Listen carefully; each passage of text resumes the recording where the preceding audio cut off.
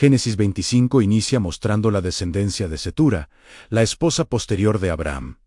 No es una simple genealogía, sino el orden divino marcando líneas claramente separadas. Abraham tuvo más hijos, pero la promesa seguía enfocada exclusivamente en una dirección. La Escritura enumera estos nombres para cerrar formalmente la etapa patriarcal anterior. Simbrán, Yoksán, Medán, Madián, Isbac y Súa fueron los hijos mencionados en el texto. Sus descendientes se expandieron hacia las regiones orientales de la antigüedad. El relato organiza la historia, separando la herencia espiritual de la expansión física. Tener muchos descendientes no significaba ser portador del pacto sagrado. Dios había declarado una promesa específica mediante Isaac, el hijo de la esperanza. Por eso, la narración distingue con precisión la línea del pacto establecida. Abraham entregó todo cuanto poseía únicamente a su heredero Isaac. Este legado implicaba posición, autoridad, liderazgo familiar y continuidad espiritual.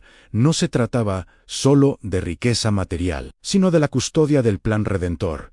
A los hijos de sus concubinas les dio dones antes de separarlos definitivamente. Estos dones eran recursos y posesiones que garantizaban su sustento material. No quedaron desamparados, pero no recibieron la herencia de la promesa divina. Abraham los envió hacia el oriente, mientras él aún vivía. Esta separación evitaba conflictos futuros sobre el pacto establecido por Dios. La promesa no dependía de la cantidad de hijos, sino de la elección soberana del Creador.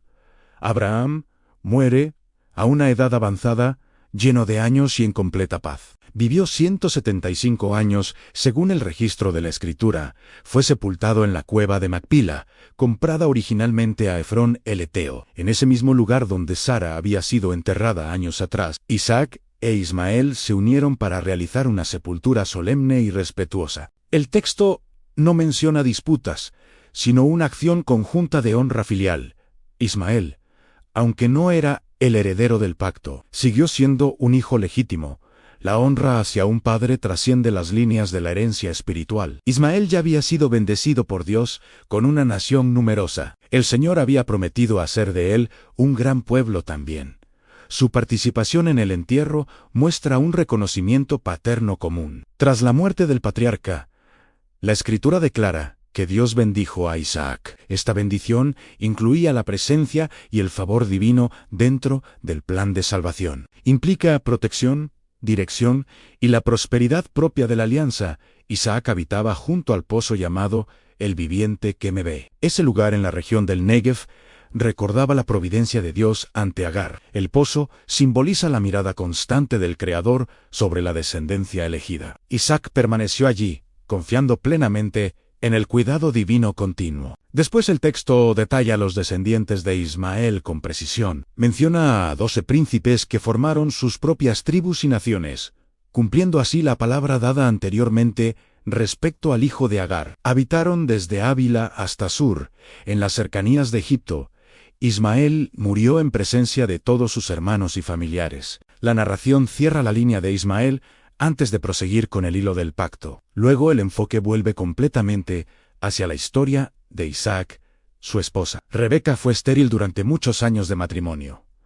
Isaac intercedió y oró fervientemente al Señor por su esposa. Dios respondió a su fe y concedió una concepción milagrosa. Dentro de su vientre, 2 criaturas luchaban intensamente entre sí.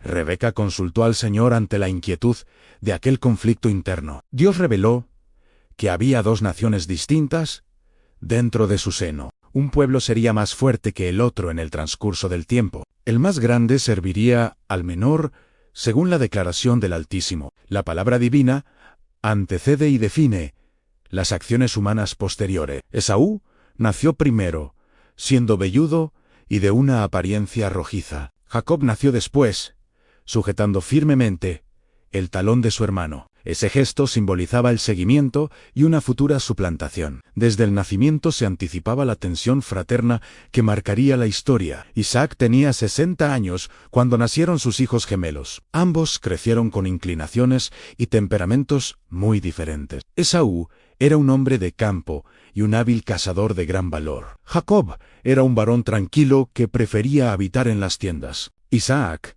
amaba a Esaú por su destreza y por el sabor de su caza. Rebeca amaba a Jacob, mostrando favoritismos que traerían consecuencias. Un día, Esaú regresó exhausto y hambriento tras su jornada en el campo. Pidió a Jacob de aquel guiso rojo de forma inmediata y desesperada. Jacob solicitó la primogenitura como un intercambio formal y legal. La primogenitura implicaba el liderazgo familiar y la herencia espiritual. Esaú respondió que estaba por morir de hambre y despreció su honor. Menospreció un valor eterno por una satisfacción física momentánea. Vendió su derecho sagrado mediante un juramento confirmado verbalmente. Comió, bebió y se levantó, demostrando indiferencia por su legado. El texto concluye con dureza que Esaú menospreció su primogenitura. Este capítulo muestra la línea de la promesa cuidadosamente preservada por Dios. El Creador dirige la historia mediante elecciones soberanas y sabias. Múltiples descendientes no alteran el pacto principal establecido con Abraham. La herencia espiritual siempre supera los apetitos pasajeros de la carne. La bendición sigue la trayectoria elegida desde el principio de los tiempos, desde Abraham hacia Isaac y posteriormente hacia Jacob.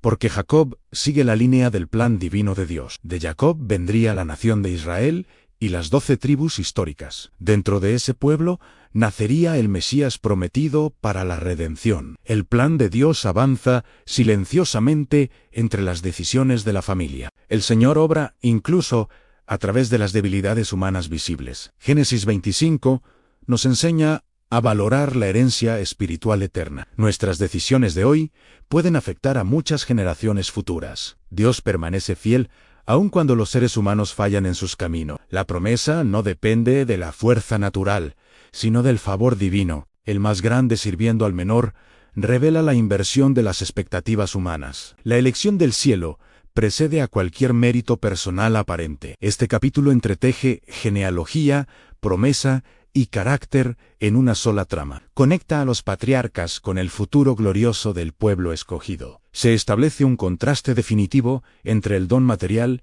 y el pacto eterno. El viviente que me ve sigue vigilando el curso de nuestra historia, invitándonos a no vender jamás nuestra herencia por un deseo pasajero, porque la fidelidad de Dios se extiende firme hasta la eternidad absoluta. Sígueme, si deseas aprender más sobre la historia de la redención, de la cual todos somos parte.